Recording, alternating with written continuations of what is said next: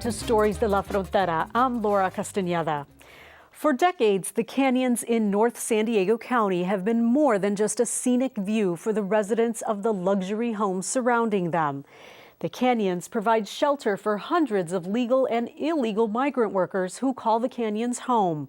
But in recent months, these workers have been forced out by people who say they don't belong there. As Carmen Escobosa explains, it's an old issue that is stirring a new and heated debate. Hidden behind some bushes, hills, and surrounded by poisonous animals, hundreds of field workers originally from Mexico and Central America live and in many cases barely survive here. For decades, they have improvised homes made of wood pieces, cardboard, straw, and even plastic in the canyons of North County in San Diego. Usually they find jobs near the canyons, but in some cases, work is only found far, far away in the strawberry and tomato fields. Buenas tardes. ¿No está aquí el don? The workers have different reasons why they choose to live under these conditions. Juan, as we will call him, makes $6 an hour.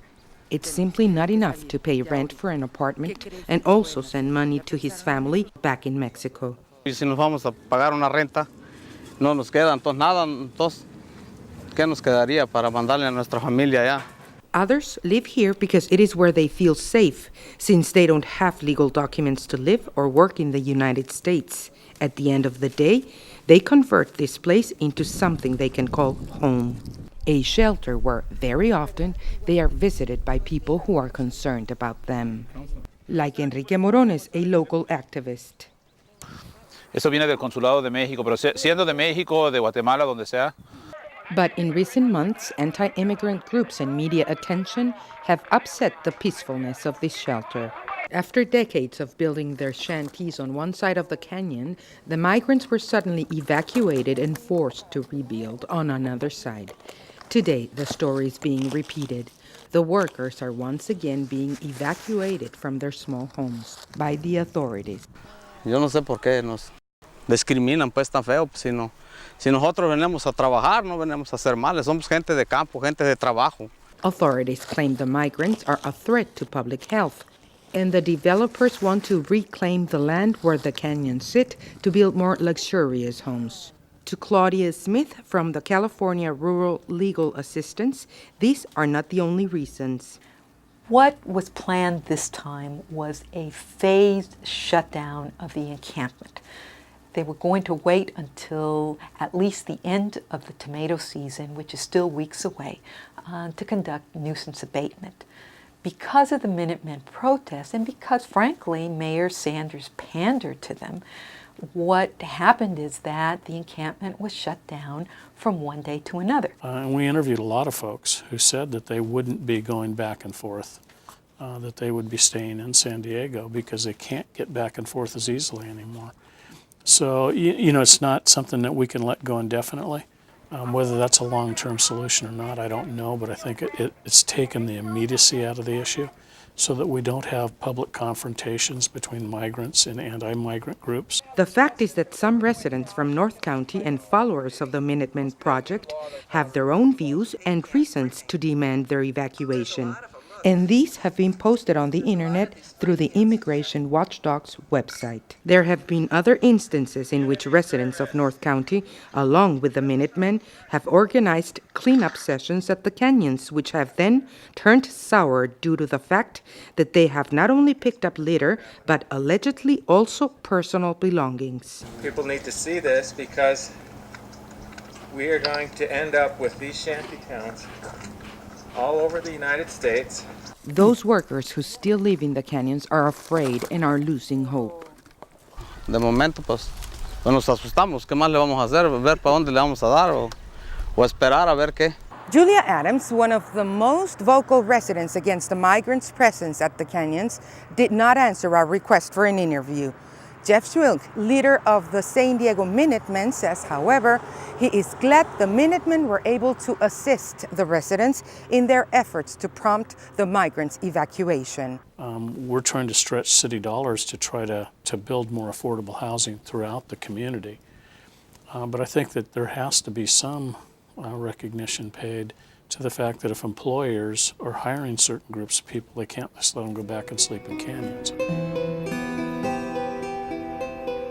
Many others, either against the migrants' evacuation or for it, are awaiting the outcome. Some migrant workers are still without shelter, bedding down wherever they can.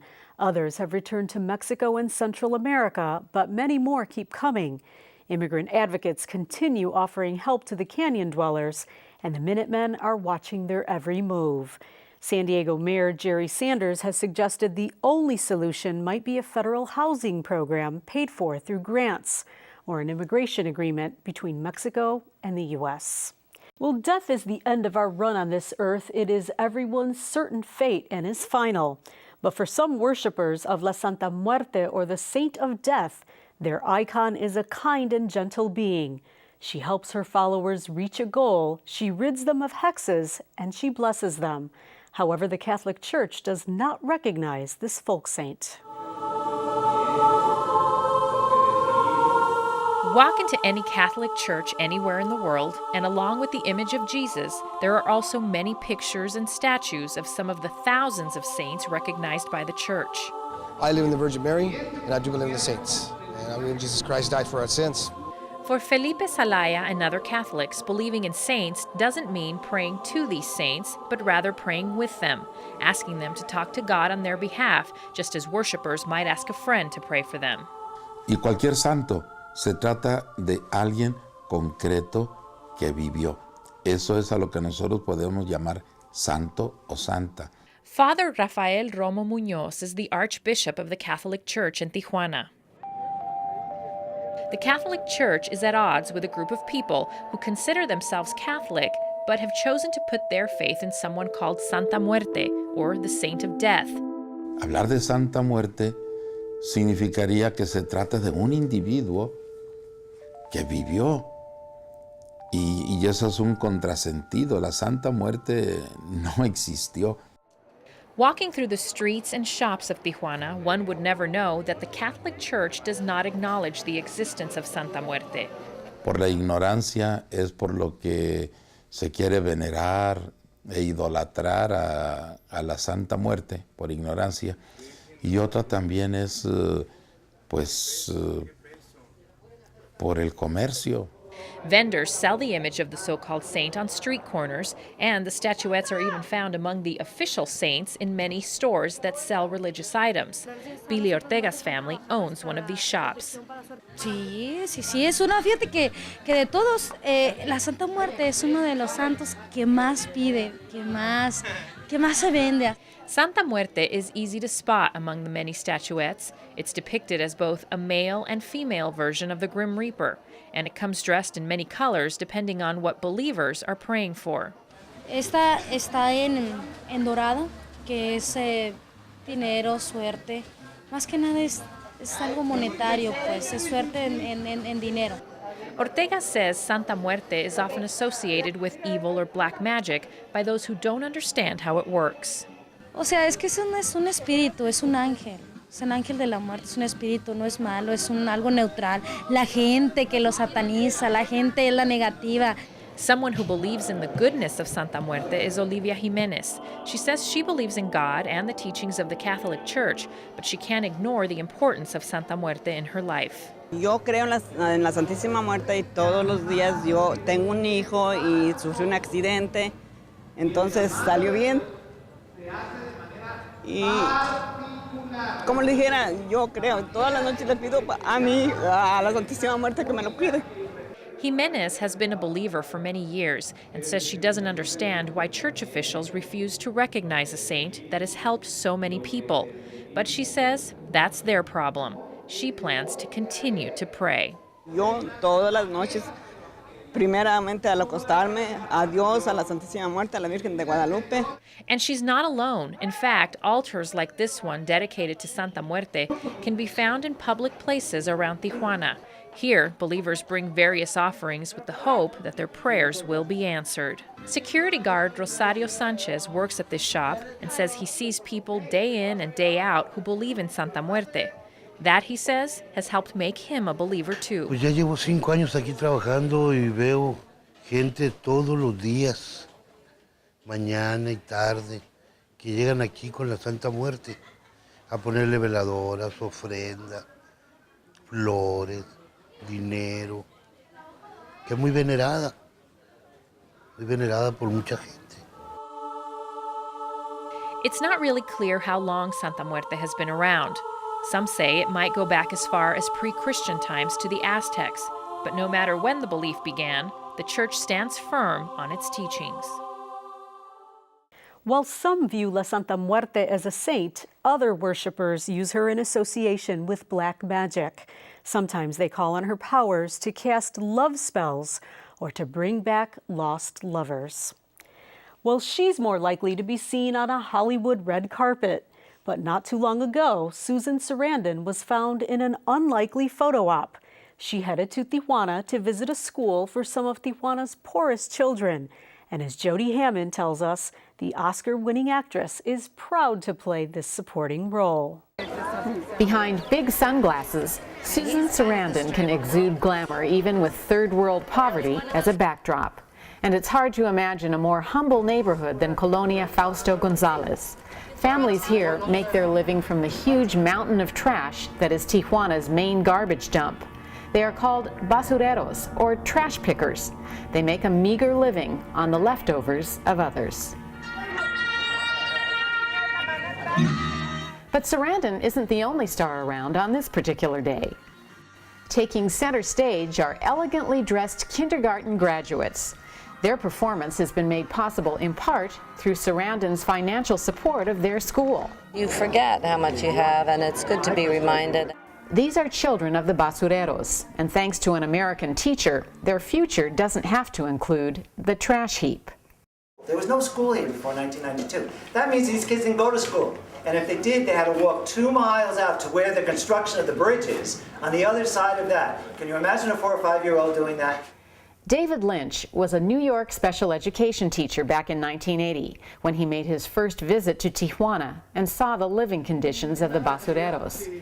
A quarter of a century later, his organization, called Responsibility, runs a preschool and kindergarten in the Colonia, complete with a computer lab. I'm very proud of myself today. I think, today is, a highlight for me in the 26 years. Lynch originally contacted Sarandon 7 years ago, asking her to donate something for a charity auction. She wanted to know more about his work in Tijuana. The school has inspired one of her favorite supporting roles as a benefactor. I am very moved by the people that work here, not just the kids, but I'm very moved by everyone who's dedicated their lives and those that have come back to teach here, That's an amazing story. Like most of the people here, Luis has never heard of Susan Sarandon, but he scores a photo op just the same. Even after devoting more than 25 years of his life to helping some of Tijuana's poorest families, David Lynch has lost none of his enthusiasm for the cause. He'll tell visitors, if you want to help someone for a day, give them food. Help them for a year, give them a tree. If you want to help someone for a lifetime, give them an education. As much happiness as this day brings, the realities of the surrounding poverty are everywhere. And it will take a huge commitment from these families for the education begun here to be continued. Porque son familias muy grandes y de bajos recursos. Teacher Lily Ferreira says work often wins out over school with the poor families of the Colonia. Humble work that is hard to imagine just across the border. I think imagination is one of the strongest gifts we're given, and no matter what's going on around you, if you can imagine your life different, if you can dream, then that's really where change happens. David Lynch used to live in Tijuana and taught at the school for many years. Now he runs his nonprofit organization called Responsibility from an office in San Isidro. The organization holds 2 fundraisers every year. And Susan Sarandon isn't his only high-profile donor. Television commentator Bill O'Reilly has been a generous contributor for more than a decade. Well, it's a sport that dates back to the Aztecs. Warriors fighting with masks. Today, lucha libre, or freestyle wrestling, is a thriving sport in Mexico, especially in Tijuana, where fans can't seem to get enough of one local hero. Inside this tiny Tijuana gymnasium, students train hard. Twice or 3 times a week, they show up. Vaya por él. Dedicated wrestling hopefuls with a dream of one day becoming professional. The workouts are grueling. Their coach, Vámonos. tough. Búsquelo, vaya por él. But he's Vaya what por él. really draws them in. Vaya por él. He is Miguel Lopez, a Tijuana native better known as Rey Misterio, a celebrity in the professional world of lucha libre. Pues yo la verdad, la lucha, a mí no me gustaba la lucha libre. Yo la verdad, yo pienso que yo me hice luchador por accidente, porque mi mamá sí era muy aficionada a la lucha libre. Ella nos llevaba a las funciones de lucha libre en una antigua arena de aquí de Tijuana, que está cerca de la línea. Over the years, Lopez's love for the sport grew. He began weightlifting and boxing until a trainer convinced him he had the natural physique of a lucha fighter.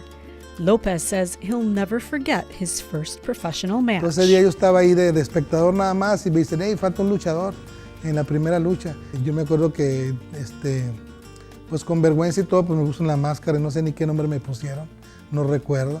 Yo salí todo molido, todo golpeado al pecho. Y me acuerdo que al bajar del ring alguien aventó cigarros y yo descalzo los pisé y me quemé los pies. Y bueno, ahí venía brincando yo, pero venía contento, quemado a los pies y todo golpeado, pero yo venía contento porque ya había luchado. And while lucha is a male-dominated sport, especially in Mexico, Lopez says he'll train any fighter who has passion, including his own niece. Peleele, mija, peleele. 29-year-old Lilia Varios is a lawyer by day and a wrestler by night. She goes by the name Metallica. Sí, porque yo soy profesional, como tú dijiste. Si me toca contra un hombre, pues me voy a tener que fajar y ponerme bigote si es posible. Pero ¿por qué no? Claro que a lo mejor no te voy a decir, lo voy a ganar, pero no le va a ser fácil ganarme. Perhaps one day be as famous as her uncle.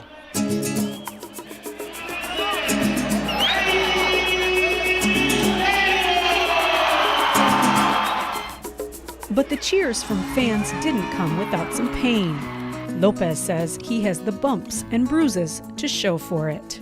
Tengo mordidas en mis dedos, cicatrices en mis hombros, mi nariz la tengo fracturada, mi frente la tengo toda fracturada. Rey Misterio has even survived losing his mysterious identity, a serious thing in the world of lucha libre. Entonces, mucha gente al perder la máscara se pierde, o sea, la popularidad te baja. Ya no eres tan popular, ya los promotores no se interesan por ti porque no tienes una cara pues agradable para tu trabajo, ya no transmites igual. It wasn't long before his popularity soared. Other fighters started copying his hairstyle and fashion.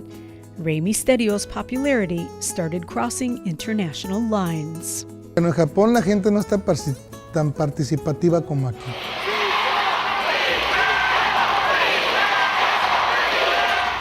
But even after traveling the world, Lopez says his favorite place in the ring is still home in Tijuana.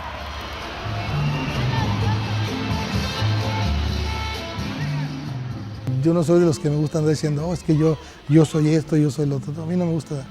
Yo trato de ser siempre humilde y trato de tener los pies muy puestos en la tierra. Y yo trabajo para la gente es la que me pone o me quita. Entonces yo trato de hacer mi trabajo y lo disfruto igual que cuando lo hice la primera vez. Despite the broken bones and physical injuries, Lopez says he has few regrets, except the emotional scars, time taken away from his family. A mí me ha costado 2 divorcios. Me quitó ver crecer a mis hijos. Despite losing time with his own children, Lopez says he's honored after all these years to continue entertaining his public, serving as a role model to the younger generations. El concepto que tiene la gente de mí ahorita yo no lo quiero echar a perder. Yo quiero que la gente me recuerde como un guerrero del ring, como una persona que entregó su vida, que entregó su juventud, dando espectáculo, dando deporte. Entonces yo quiero que la gente me recuerde así. Miguel Lopez has no plans of retiring anytime soon. In a recent formal ceremony, though, he officially passed on his mask to his nephew, who uses the stage name Rey Misterio 619. Lopez's son, by the way, fights on the American side of the border with the World Wrestling Federation. He's recognized as Rey Misterio Jr. The Misterio family legend hopes fans on both sides of the border will continue following them for a long time to come. Well, it's a city known for many attractions, but somehow over the years, Tijuana has picked up an unusual mascot, a donkey painted with black and white stripes. Dozens line the city's popular tourist strip, Avenida Revolucion. So how did this all come about? And how did these animals get transformed throughout the decades? Amigos who want to take a picture in the zebra.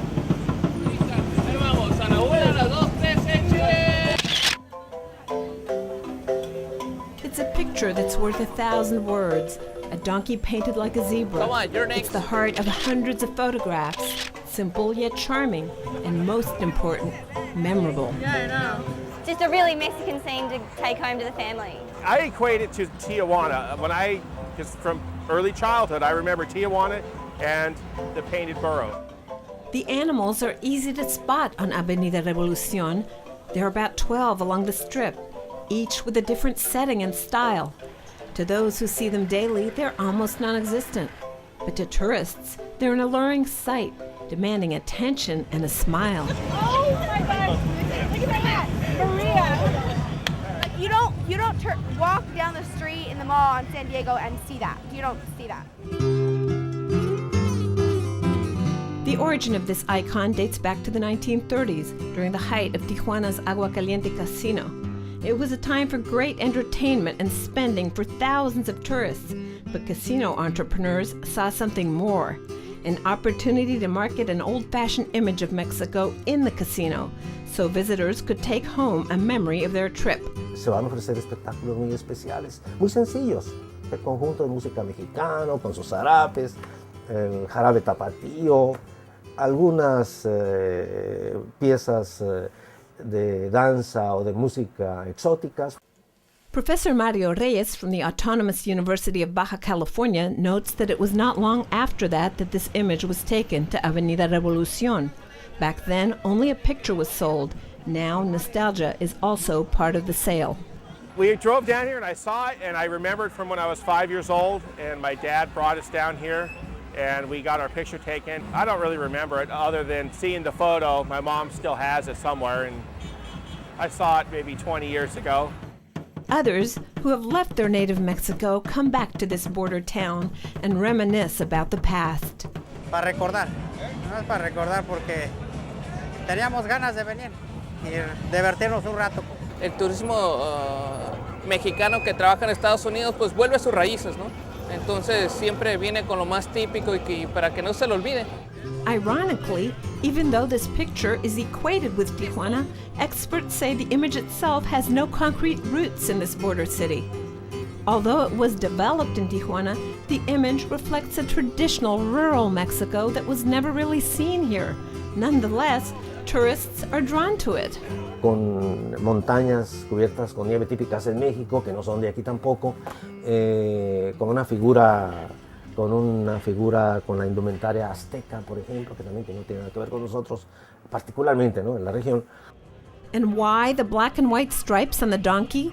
It was a technique developed for a better quality picture. Estuvimos batallando puesto que los burritos eran blancos o pardos, se perdían en las fotos, entonces no tenían mucho color. Entonces a uno de los pioneros se le empezó a pintarlo como cebra para identificarlo en las fotografías. Es de ahí que nace ya el burro cebra, ícono de Tijuana. Since then, the image has been marketed from buildings to t-shirts and shot glasses. The pictures have gone from black and white to color. I got it. This industry also holds a very democratic business sense. Every week, owners and their donkeys change locations so everyone can have a fair share of the market. Some locations have a higher flow of tourists than others, so with this rotation, they all reap the benefits of the most profitable areas. Go ahead, guys. Get a photo, take a picture. And as generations come and go, the picture that's worth 1,000 words still brings forth 1,000 memories. This iconic image keeps adapting to the times and, as always, gives another story to tell about Tijuana. These entrepreneurs enjoy a type of seniority along the popular tourist strip, and if a newcomer were to request a permit, the city would most likely reject it, citing a lack of space. Gracias for watching Stories de la Frontera. For more information on these stories or to purchase a copy of this program, log on to our website at www.storiesdelafrontera.org. I'm Laura Castaneda. Until next time, hasta la próxima.